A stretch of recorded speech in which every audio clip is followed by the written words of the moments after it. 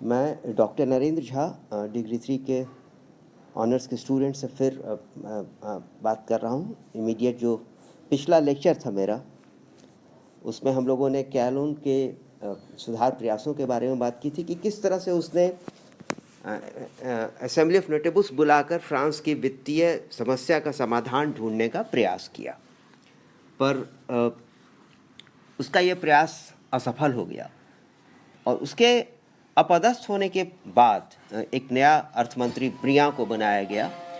इसके भी प्रयास की उसके द्वारा भी प्रयास किए गए, लेकिन फ्रांस की आर्थिक दशा नहीं सुधरी। घाटा पूरा करने के उद्देश्य से उसने नए करों को लगाया, लेकिन पेरिस की पार्लियामेंट ने उनका घोर विरोध किया। उसने नए करों को अपने रजिस्टर में दर्ज करने से इनकार कर दिया। पार्लियामेंट का कहना यह था कि नए करों के लिए स्टेट्स जनरल की अनुमति आवश्यक है। पेरिस की पार्लियामेंट को एक बार भंग कर दिया गया, लेकिन जनता ने पार्लियामेंट का समर्थन किया और सेना ने पार्लियामेंट के सदस्यों को कैद करने से इनकार कर दिया। फिर राजा ने दोबारा पेरिस की पार्लियामेंट बुलाई, उसकी बैठक बुलाई, लेकिन फिर उसने नए करों को अपने रजिस्टर में दर्ज करने से इनकार कर दिया। वो बराबर स्टेट्स जनरल की मांग करती रही और प्रांतों के पार्लियामेंट ने भी उनका समर्थन किया। चारों ओर से इस मांग का अधिकाधिक समर्थन होने लगा।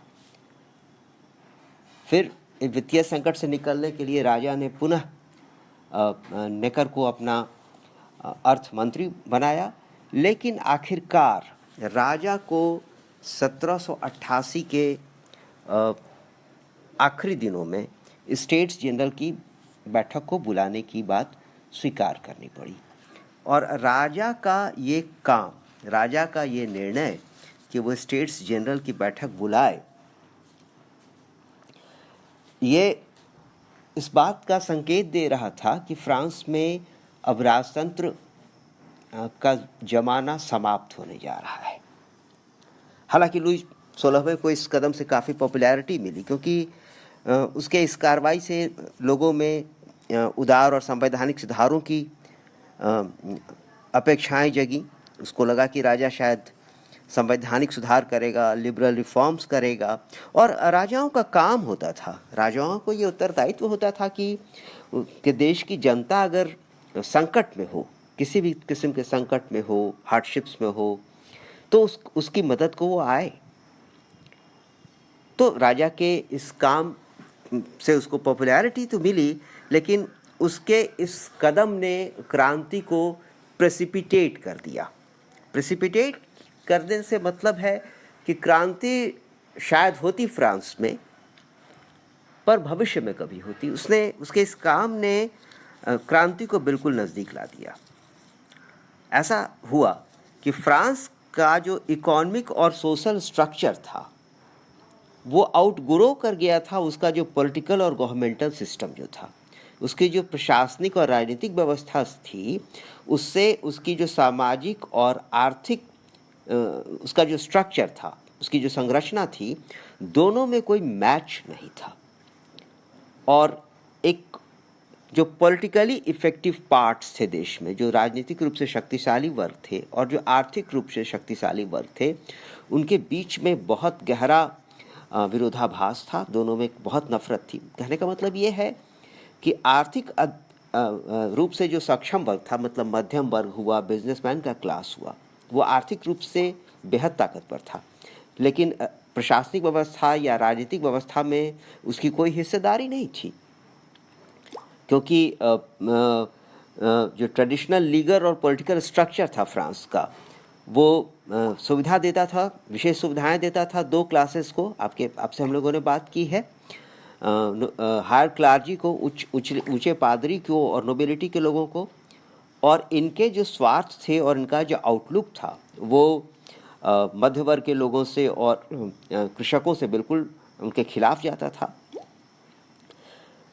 इस वक्त तक आते आते आपको ये बात जानकर थोड़ा आश्चर्य होगा कि फ्रांस का लुई 16वें तक के समय तक आते आते फ्रांस में बिशॉप का जो भी पद होता था, सारा का सारा पद कुलीन घराने के बच्चों ने हथिया रखा था। बिशॉप रोमन कैथोलिक चर्च का एक बड़ा पदाधिकारी होता है। साथ ही साथ सरकार में और सेना में भी जितने पद होते थे, अधिकारियों के पद होते थे, उन पर भी उनका कब्जा था।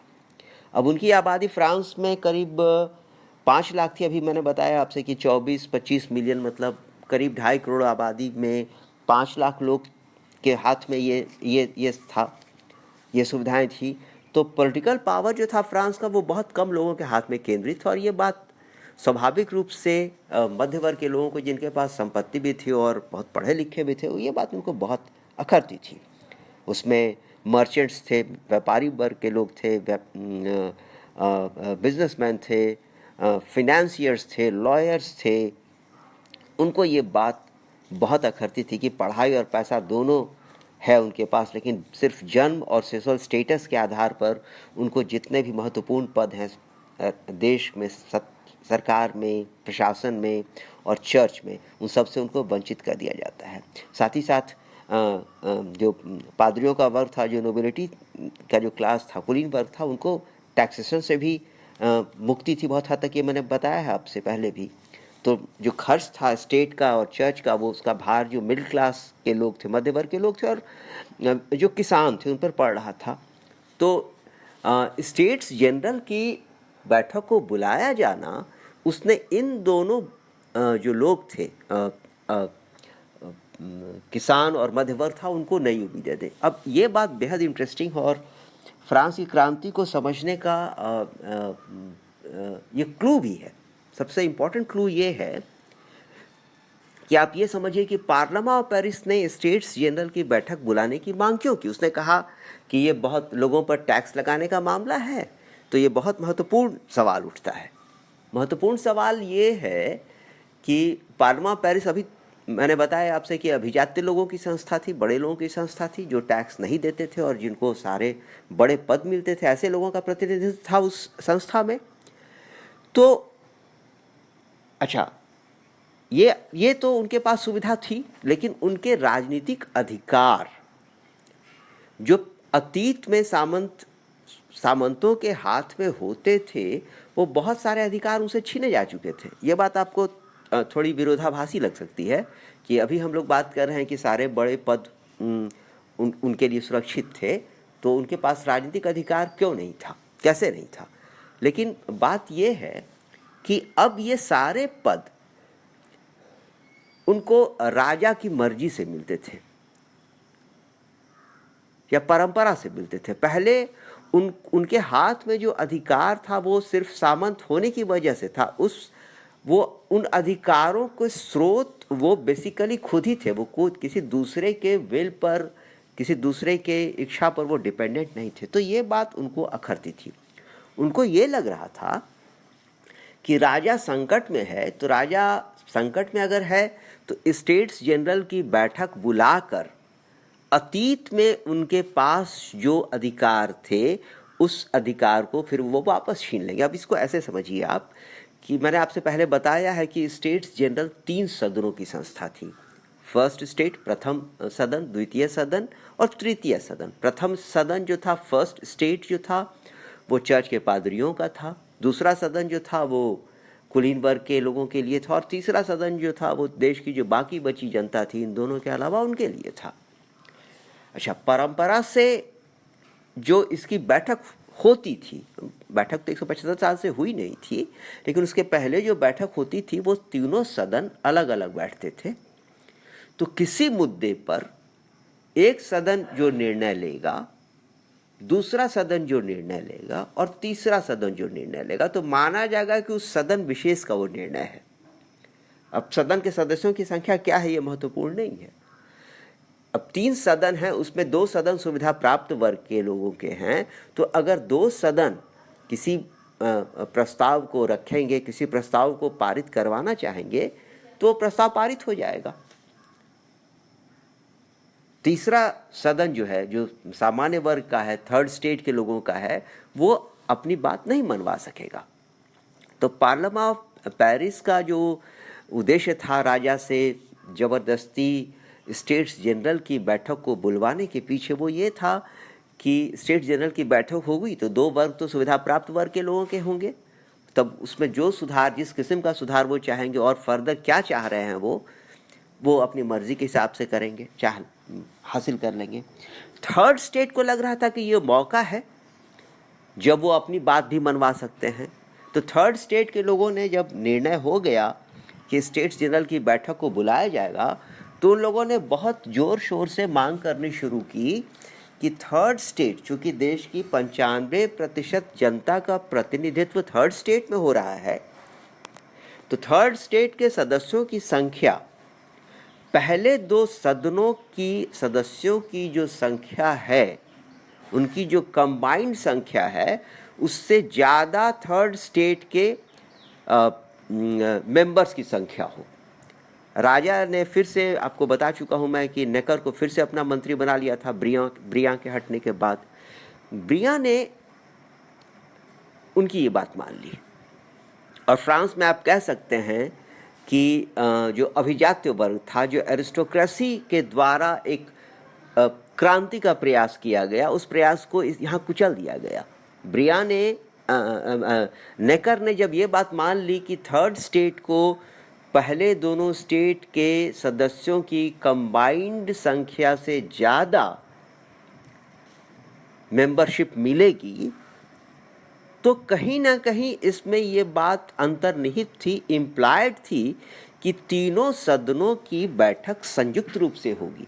ये बात कही नहीं गई थी, लेकिन दोनों सदनों की सदस्य संख्या से मान लीजिए आप कि 300 सदस्य हैं पहले दोनों सदनों के, और 600 हुए, और तीसरे सदन को 650 सदस्य दे दिए जाएंगे, तो 650 सदस्य जो चाहेंगे वो होगा, 300 नहीं, 600 आदमी मिलके ये काम नहीं करवा सकेंगे। तो कहीं ना कहीं शायद उसके दिमाग में ये बात रही होगी, लेकिन ये बात स्पष्ट नहीं की गई कि स्टेट जनरल की जब बैठक होगी तो वो बैठक होगी कैसे।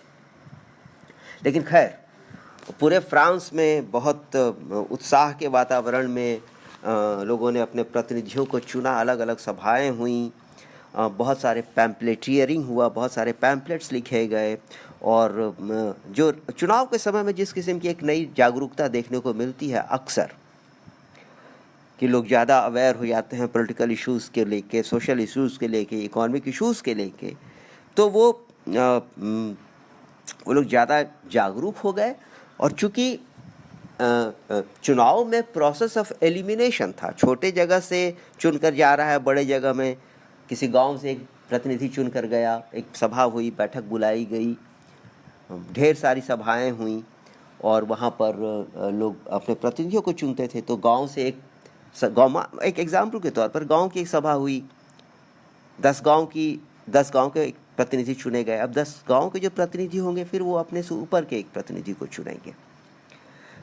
थर्ड स्टेट के जो प्रतिनिधि चुने गए थे, वो 40,000 अलग अलग सभाओं उनकी बैठकें हुई, और बहुत ही कॉम्प्लेक्स लैडर था।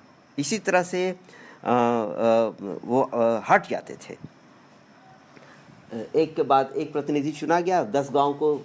अब प्रतिनिधि जब चुना जाएगा तो सबसे जो समझदार आर्टिकुलेट लोग होगा वो चुना जाएगा। तो हुआ ये कि जो फाइनली जब चुनाव हुए, और थर्ड स्टेट के लिए जब थर्ड स्टेट के प्रतिनिधियों ने जब अपने रिप्रेजेंटेटिव्स को चुना, तो करीब, अब रफ फिगर आपको बताएं कि उसमें से 650 के करीब थे डेप्यूटीज़ चुन कर गए। उसमें से 278 जो थे वो सरकार में पद पे थे, 166 वकील थे, 85 व्यापारी थे। अब ये लोग ऐसे थे, पैसे वाले पढ़े लिखे लोग, कि ये बहुत आसानी से पहले दोनों वर्गों के प्रतिनिधियों के धौंस में नहीं आएंगे। ऐसा नहीं था कि कोई बहुत अनपढ़ और गरीब आदमी वहाँ चुनकर चला गया जो डर जाए। तय था कि जब बैठक शुरू होगी तो ये सवाल उठेगा कि लोग बैठेंगे कैसे, तीनों सदन अलग अलग बैठेंगे या फिर एक साथ बैठेंगे। लेकिन इस चुनाव ने तो देश की इच्छा बता दी थी कि लोग चाहते क्या हैं। फिर बैठक शुरू हुई, 4 मई को लोग जमा हुए। तो जब स्टेट जनरल की बैठक शुरू हुई, विधिवत बैठक तो 5 से शुरू हुई, लेकिन 4 स्टेट को लोग आए, तो क्लार्जी और नोबिलिटी, पादरियों का जो वर्ग था और नोबिलिटी के जो लोग थे वो बड़े अच्छे कपड़ों में आए थे, और थर्ड स्टेट के जो प्रतिनिधि थे वो जो बोर्जुआ क्लास का जो प्लेन काला कपड़ा था उसमें आए थे। 5 तारीख से इसकी विधिवत बैठक शुरू हुई। राजा के भाषण से शुरू हुई। इसमें किसी योजना का उल्लेख नहीं था। राजा ने और मंत्रियों ने अपनी बात कही और कह के वहाँ बैठक से निकल गए। अब ये स्पष्ट नहीं हो रहा था कि बैठक होगी कैसे, अब आगे कैसे बैठक होगी, क्योंकि तीसरे सदन के प्रतिनिधियों ने बिल्कुल स्पष्ट कर दिया था कि वो बैठक मिलकर ही करेंगे। मतलब तीनों सदनों की सम्मिलित बैठक होगी तभी वो बैठेंगे, अदरवाइज वो मीटिंग में शामिल नहीं होंगे। और इसका मतलब ये हुआ कि हर व्यक्ति को वोट देने का अधिकार होगा, जितने प्रतिनिधि हैं उनको वोट देने का अधिकार होगा। तो वो थर्ड स्टेट के लोग जानते थे, तृतीय सदन के लोग जानते थे कि इस मुद्दे पर अगर वो जीत गए कि तीनों सदन की बैठक एक साथ हो तो ये संघर्ष वो जीत जाएंगे इस पर। लेकिन पहले दोनों वर्ग जो थे वो इस बात को तैयार नहीं थे, और राजा भी लगभग उन्हीं की तरफ था। लेकिन थर्ड स्टेट के लोग बिल्कुल अड़े रहे, और 12 जून 1789 को उन लोगों ने, थर्ड स्टेट के मेंबर्स ने दोनों अपर क्लासेस को अपना आखिरी न्योता भेजा कि साथ में आके बैठिए। 13 जून को क्या हुआ कि जो पहला सदन था पादरियों का, उसके कुछ सदस्य आके तीसरे सदन में आ गए। अब तीसरे सदन में, तृतीय सदन में इन पादरियों का आना, कुछ पादरियों का आना, ये एक इंडिकेशन था कि सुविधा युक्त वर्ग जो है वो झुकने को तैयार है। और इस घटना से प्रोत्साहित होकर तृतीय सदन ने एक महान क्रांतिकारी कदम उठाया और उसने आपको फ्रांस की राष्ट्रीय सभा घोषित कर दिया, और फिर से उसने एक न्योता दे दिया बाकी लोगों को कि आप इसको ज्वाइन कीजिए। लेकिन 19 जून को पादरी लोग तो आके मिल गए, लेकिन कुलीन फिर भी अड़े रहे। आखिरकार 20 जून को राजा ने सभागार में ताला लगवा दिया। लेकिन जितने मेंबर्स आए थे थर्ड स्टेट के और पहले सदन के जो लोग उनके साथ मिल गए थे, वो लोग एक बगल में एक टेनिस कोर्ट था और वहाँ पर जाके उन लोगों ने एक शपथ लिया, और उन्होंने कहा कि जब तक वो फ्रांस के लिए एक संविधान की रचना नहीं कर लेंगे तब तक एक दूसरे से अलग नहीं होंगे। अब ये बहुत बड़ी घटना थी, ये बहुत बड़ी घटना थी। आप कह सकते हैं कि राजा निरंकुश था, तो उसने क्यों नहीं कुलीन वर्ग के और चर्च के प्रतिनिधियों को ये आदेश दिया कि वो टैक्स देने को तैयार हो जाए। दिक्कत ये थी राजा के साथ कि फ्रांस में जो राजतंत्र था वो फ्यूडल मोनार्की थी, सामंतवादी राजतंत्र था, जिसमें सदियों से एक निश्चित संबंध कायम हुआ था। सबसे नीचे स्तर पर तीसरे सदन के लोग रहते थे, उसके ऊपर नोबिलिटी था, उसके ऊपर क्लार्जी क्लास था, और सबसे ऊपर राजा होता था। अब था कि राजा दैवी अधिकार की बात करता था, कुलीन वर्ग के लोग भी इसी तरह के अधिकार की बात करते थे। बोलते थे कि जिस स्रोत से राजा को अधिकार मिले हैं, उसी स्रोत से उनको ये अधिकार है कि वो सारे बड़े पद अपने लिए रखें और टैक्स नहीं दें और लोगों से टैक्स लें। मतलब राजा अपने अधिकारों के जिस स्रोत की दुहाई देता था या उसका हवाला देता था, कुलीन वर्ग के लोग भी कहते थे कि हमारी भी शक्ति वहीं उसी सोर्स से आ रही है, हमारे भी जो प्रिविलेजेस आ रहे हैं वो उसी सोर्स से आ रहे हैं। तो राजा के लिए अब क्रांति को टालने का सिर्फ एक उपाय था। अब ऐसे समझिए कि एक 4 मंजिला भवन है, वो बिल्कुल वो खोखला हो गया, वो भवन कमज़ोर हो गया है। राजा सबसे ऊपर बैठा है, बीच के 2 तल्ले जो हैं वो कमज़ोर हो गए हैं, उनको ढाहने की ज़रूरत है। लेकिन आप समझ सकते हैं कि कोई ऐसा प्रयास जिसमें बीच के 2 तल्लों को अगर ढाहा जाए तो सबसे ऊपर का जो तल्ला है जिसमें राजा बैठा है वो तल्ला भी गिर जाएगा। मतलब फ्रांस का जो सोशियो पॉलिटिकल स्ट्रक्चर हो गया था वो फॉसिलाइज्ड हो गया था, वो एनोमलस हो गया था, और उसके किसी हिस्से पर प्रहार करने का मतलब था कि हर हिस्से पर प्रहार किया जाए। राजा क्रांति सिर्फ एक स्थिति में टाल सकता था कि वो कहता कि वो खुद अपने अधिकारों को छोड़ने को तैयार है, इसलिए कुलीनबर्ग को और चर्च के जो सुविधाएं हैं उनको भी वो सुविधाएं छोड़नी होगी, उनको भी वो अधिकार छोड़ने होंगे। राजा अगर क्रांतिकारी बन जाता तो 1789 को की क्रांति को टालना राजा के लिए संभव था, लेकिन राजा ये कर नहीं पाया, ये राजा नहीं कर पाया। और धीरे धीरे जो थर्ड स्टेट के लोग थे वो और स्ट्रेंथन होते गए और मजबूत होते गए, उनका कमिटमेंट जो था, उनकी जिद जो थी वो और बढ़ती गई, या उनकी जो इच्छाएं थी वो और मजबूत होती गई। और आखिरकार 23 जून को राजा ने तीनों सदनों की एक सम्मिलित बैठक बुलाई, लेकिन फिर उसने एक भाषण दिया, एक सुधार की योजना पेश की, लेकिन फिर कहा कि अलग अलग बैठिए। तीनों सदनों से कहा कि अलग अलग बैठिए। फिर कुलीन निकल गए, फिर पादरी वर्ग के प्रतिनिधि निकल गए, लेकिन साधारण वर्ग के प्रतिनिधि नहीं निकले वहां से। आखिरकार 27 जून के महीने में आखिरी सप्ताह में राजा ने इस बात को मान लिया कि साधारण वर्ग की जो मांग थी उस मांग को मान लिया और तीनों सदनों की एकता को मान्यता प्रदान कर दी। अब था कि राजा ने आदेश दिया 27 जून को कि तीनों सदन एक साथ मिलकर अपनी कार्यवाही को संपादित करें, तो राष्ट्रीय सभा को वैधानिक मान्यता मिल गई। लेकिन इस बीच में हो क्या रहा था कि फ्रांस में भीड़ जमा हो गई थी, देश के अंदर सूखा पड़ा था, प्राकृतिक प्रकोप हो गए थे, तो भीषण जाड़ा पड़ा था वहाँ फ्रांस में, फसल बर्बाद हो गई थी। बहुत सारे लोग जो थे वो गाँव को छोड़कर आ गए थे, शहरों में लगने लगे थे। और स्टेट्स जनरल की बैठक के पूर्व जो शुरू हुई बैठक मई महीने में, तो बहुत से हजारों लोग यहाँ पर बैठे हुए थे। ये इसी समय राजा ने एक गलती कर दी। जुलाई के महीने में 11 जुलाई को राजा ने अपने मंत्री अर्थमंत्री नेकर को पदच्युत कर दिया। इस वक्त तक आते आते नेकर जनता में बहुत लोकप्रिय हो चुका था और उसके पदच्युत किए जाने की जो खबर थी उससे पेरिस वालों में बहुत उत्तेजना फैल गई और उन लोगों ने कहा कि अब हम लोग को अपना समय वेस्ट नहीं करना चाहिए। हमारे राजा ने हमारे मंत्री प्रिय मंत्री को हटा दिया है और देशभक्तों के लिए खतरे की बात है। अब राजा के जो जर्मन और स्विस सिपाही हैं वो हमको मार देंगे।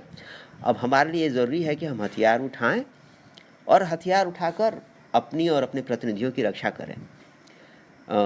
दसमौला जो था उसका ये भाषण हुआ और एक भीड़ जमा हो गई और उन लोगों ने सुना कि बास्तील का किला है, जहाँ पर वो बास्तील का किला पेरिस के नज़दीक था और वहाँ पर वो एक बहुत खबर हुई कि बहुत गोला बारूद हथियार रखा है। और बास्तील का किला जो था वो पुरातन व्यवस्था की जितनी बुराइयाँ थीं उसका वो प्रतीक था। बहुत से लोगों को पकड़ के रखा जाता था वहाँ। तो बास्तील के किले पर उन लोगों ने हमला किया और बास्तील के किले पर ये जो हमला हुआ 13 की रात में हथियार लोग जमा करते रहे। 14 जुलाई को उन लोगों ने बास्तील के किले पर हमला किया और उस किले को लूट लिया। वहाँ पर जो उसका जो चीफ था उसकी गर्दन को उसने काट लिया और बहुत से लोगों की हत्या कर दी गई। और तब राजा जो था उसने पूछा कि क्या ये विद्रोह है, तो उसके एक दरबारी ने कहा नहीं महाशय ये क्रांति है। तो क्रांति का विस्फोट फ्रांस में हो गया और बास्तील के किले का पतन 14 जुलाई का जो दिन है वो बहुत महत्वपूर्ण है फ्रांस के इतिहास में। और इस किले के पतन के साथ आप मान सकते हैं कि फ्रांस की क्रांति की शुरुआत हो गई। अब क्रांति के बाद देश के नवनिर्माण का काम करना था। इस क्रम में फ्रांस के क्रांतिकारियों ने मानव और नागरिकों के अधिकारों का घोषणा पत्र जारी किया। वहाँ पर सामंतवादी प्रथा का समापन कर दिया गया। लेकिन फ्रांस की क्रांति की शुरुआत अब हो चुकी थी और इस क्रांति का असर और इस क्रांति ने जिन सिद्धांतों की स्थापना की उन सिद्धांतों का असर पूरी दुनिया पर पड़ने जा रहा था। धन्यवाद।